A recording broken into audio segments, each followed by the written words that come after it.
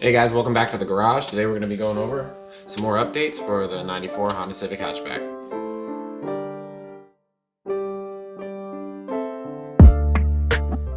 So the last video I posted, the engine bay was in primer and everything looked good, so we were basically ready to start spraying base coat. So once the base coat started going down, everything was moving pretty quickly. I did a few layers of base coat. I would scuff in between, I would let it dry, see how it looked, spray a little bit more, rinse and repeat. So that process went over a couple of times, and then we finally came out with a finished engine bay.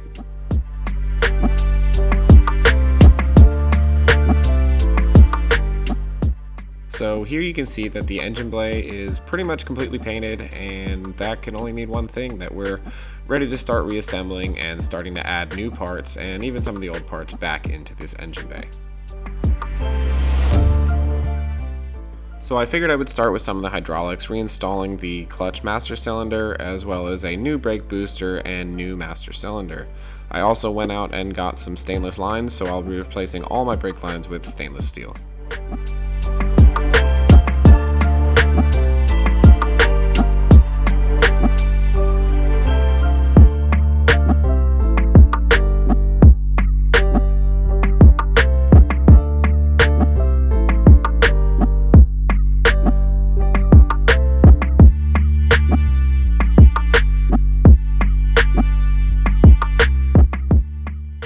After working on the hydraulic systems, I decided I would start prepping the new parts that I ordered for the suspension, including upper control arms, as well as new coilovers, which of course included removing the forks from the old coilovers.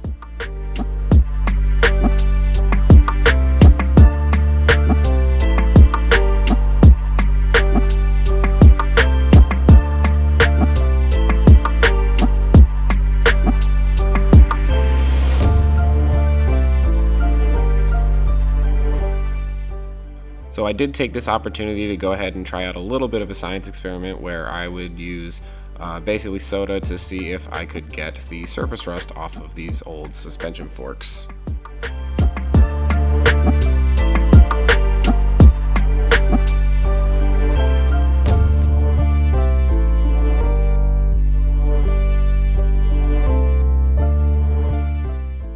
Unfortunately, the cola didn't seem to work out, so I eventually moved on to white vinegar, which did seem to work pretty well. After using the vinegar, there was a little bit of like a rusty film, so I used a wire brush to kind of clean those up. You'll see here in a moment kind of a quick comparison of how it cleaned up versus how it looked beforehand. Once those were cleaned up, I was able to hit them with a coat of rust reformer, basically to protect them from becoming rusty again. Once I hit those and they dried, it was time to reinstall with the new suspension components and start getting it installed on the car.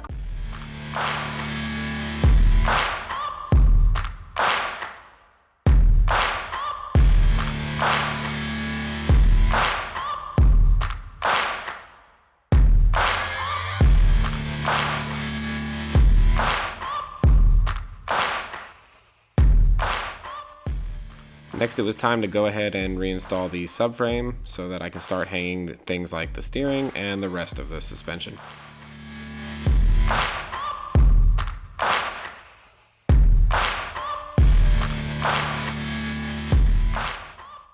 To prep the steering rack for reinstallation, we're installing new inner and outer tie rod ends to replace the old worn out ones, as well as just to remove them during cleaning and make the process a little bit easier.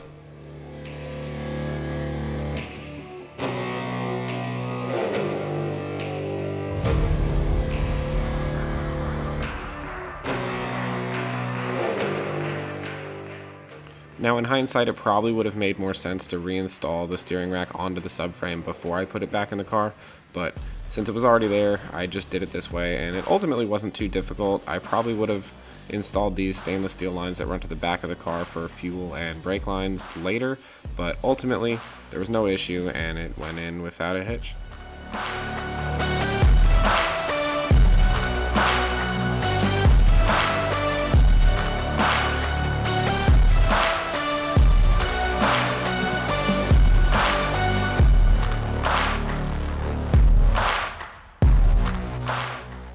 Now the next step for the front suspension was installing these front lower control arms and compliant arms, as well as the compliant bushings.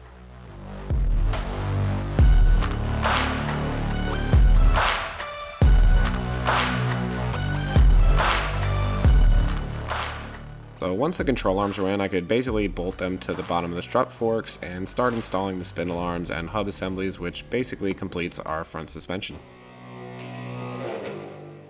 Alright guys, so just a quick overview back here in the engine bay. You can see the steering rack is installed, as well as the front suspension and all the new lines that run to the rear of the vehicle. So that involves basically everything from the fuel system to the rear brake lines, and they all run from the back of the car back here into the engine bay where they need to be. So the next thing to really focus on is the stuff that goes on the firewall. So basically your brake proportioning valve, your evap canister, fuel filter, all those things have to live somewhere on the firewall. Once that's all done, I can start working on maybe the inside of the firewall, so things like the heater core and some of the AC system before we jump into the wiring. So the last stuff that really needs to be done in the engine bay are things that live up here in the front. So hood pins, brackets, the horn, even the rear motor mount can go in before the engine and transmission. So other than that, there's a few little things like changing out the rack hardware and maybe some of the suspension bolts, but other than that, this engine bay is pretty much ready to start working on the engine and transmission and trying to get that installed. Alright guys, well I think that's going to wrap it up for this video. As you can see, a lot of work has gotten done. I've been shooting a lot of this in time-lapse. Let me know in the comments if you either like the way that I'm shooting it or if you want to see more of anything in particular. I can always go back and make more videos about how I did each particular component or add a little bit more detail or explanation. But other than that, you can see that we're getting a lot of work done in the engine bay and we're just about wrapping that up, which means we can take time and focus on rebuilding the engine and rebuilding the transmission. And once those two things are done, I'm really starting to hit the home stretch where I can focus on the wiring as well as some of the interior getting rebuilt and put back together. So once that's all done, hopefully we'll have a car that we can start the engine, run and drive, hopefully pull it in and out of the garage, which will make the car a little bit more mobile and easier to work on and easier to work around at least. So other than that, I just want to take this moment and thank everybody who's subscribed already and hopefully anybody that will subscribe in the future. So either way, whichever one you are, don't forget to like, share, subscribe, and we'll catch you in the next video.